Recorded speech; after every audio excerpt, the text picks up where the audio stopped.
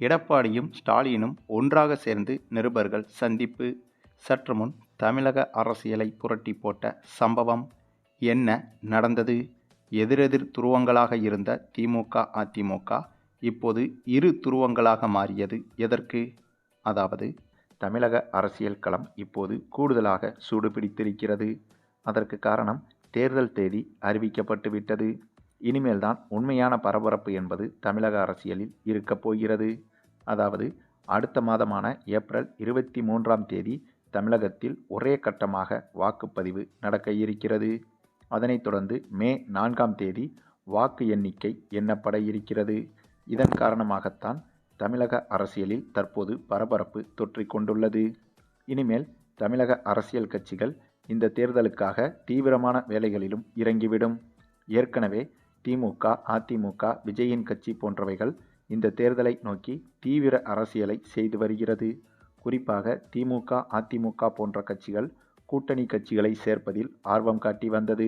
இப்போது தேர்தல் தேதி அறிவிக்கப்பட்டு விட்டதால் தீவிரமான தேர்தல் பிரச்சாரங்களிலும் தமிழக கட்சிகள் ஈடுபட இருக்கிறது. இந்த நிலையில்தான் தமிழக மக்களுக்கு அடுத்த அதிர்ச்சியாக திடீரென எதிர்க்கட்சி தலைவரான எடப்பாடியும் முதல்வர் ஸ்டாலினும் சந்திக்க இருப்பதாக தகவல்கள் வெளியாகியிருக்கிறது.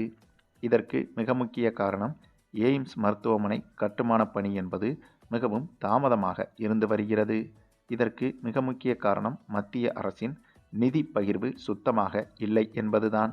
ஆகவே இந்த விஷயத்தில் தங்களுக்குள் இருக்கும் போட்டியை மறந்து தமிழகத்திற்கு நல்லது நடப்பதற்காக இருவரும் சேர்ந்து மத்திய அரசுக்கு கோரிக்கை வைக்க வேண்டும் என்ற அந்த ஒரு முடிவோடுதான் எடப்பாடியை சந்தித்து முதல்வர் ஸ்டாலின் பேச இருப்பதாகவும் தகவல்கள் வெளியாகியிருக்கிறது.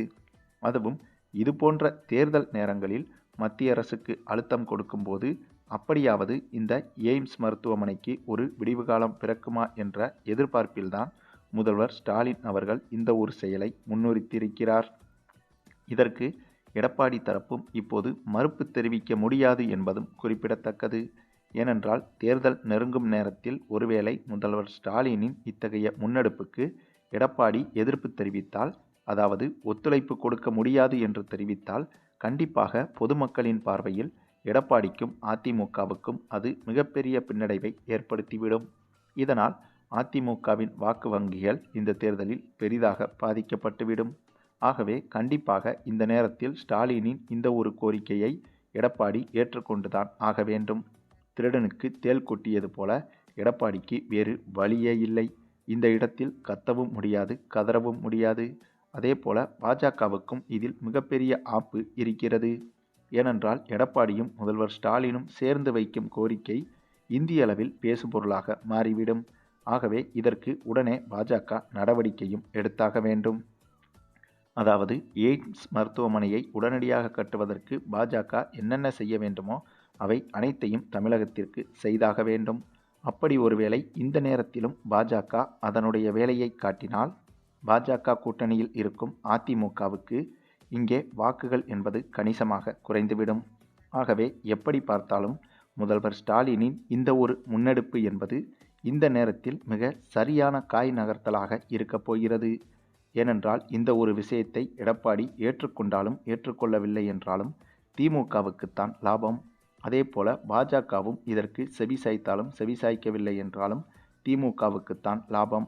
அதற்கு காரணம் நாம் ஏற்கனவே மேலே சொன்னது போல ஸ்டாலினின் கோரிக்கையை எடப்பாடியும் பாஜகவும் ஏற்றுக்கொண்டால் ஸ்டாலினின் கோரிக்கைக்கு கிடைத்த வெற்றியாக பார்க்கப்படும்.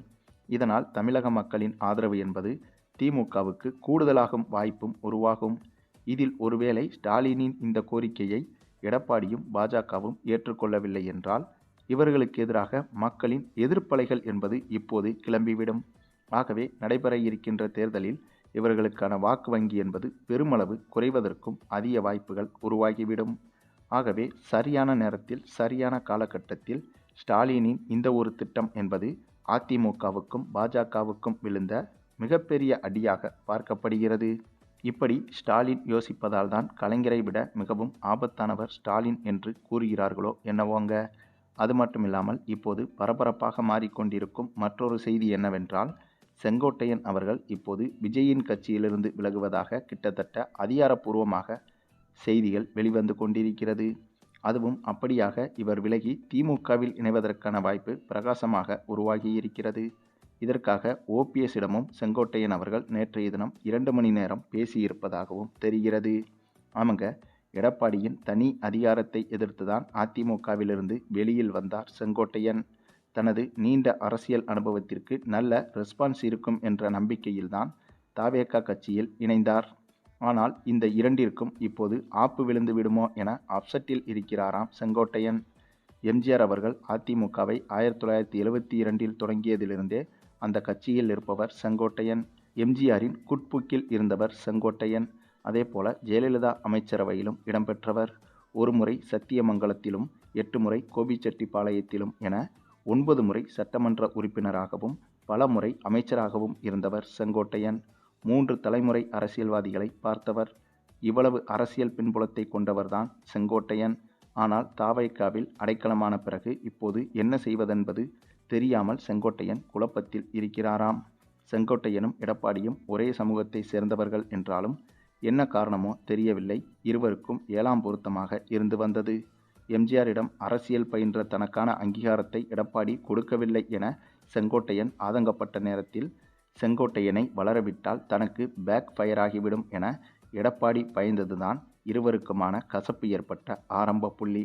அந்த விரிசல் கொஞ்சம் கொஞ்சமாக பெரிதாகி அதிமுகவை விட்டே வெளியில் வரும் முடிவை எடுத்துவிட்டார் செங்கோட்டையன்.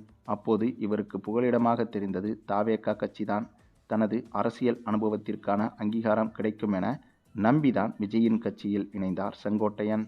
ஆனால் செங்கோட்டையனுக்கு தவேகாவில் மிஞ்சியது என்னவோ ஏமாற்றம்தான். புசி ஆனந்த் மற்றும் ஆதவ் அர்ஜுனா என இருவரையும் தாண்டி செங்கோட்டையனால் அங்கு ஒன்றுமே செய்ய முடியவில்லை. இந்த மனப்புழக்கத்தில் செங்கோட்டையன் இருக்கும் நேரத்தில் மற்றொரு குண்டு வெடிக்க காத்திருக்கிறது. அதுதான் தவேகா மற்றும் என்டிஏ கூட்டணி. பாஜக அதிமுக அங்கம் வகிக்கும் என்டிஏ கூட்டணியில் இணைய கிட்டத்தட்ட விஜய் தயாராகிவிட்டதாகவும் அதனால் செங்கோட்டையன் நிலைமை இன்னும் மோசமாகிவிட்டதாகவும் தெரிகிறது. எடப்பாடியை எதிர்க்க வேண்டும் என கங்கணம் கட்டி கொண்டுதான் விஜயுடன் கைகோர்த்த செங்கோட்டையன் எங்கே மீண்டும் எடப்பாடி முன்னால் மீண்டும் கைகட்டி நிற்கும் நிலை ஏற்பட்டு விடுமோ என வருத்தப்படுகிறாராம் செங்கோட்டையன். இதற்கு பருத்தி மூட்டை குடோனிலேயே இருந்திருக்கலாம் என்ற காமெடியைப் போலத்தான் அதற்கு பேசாமல் அதிமுகவிலேயே இருந்திருக்கலாமோ எனவோ செங்கோட்டையன் நொந்து போயிருக்கிறாராம்.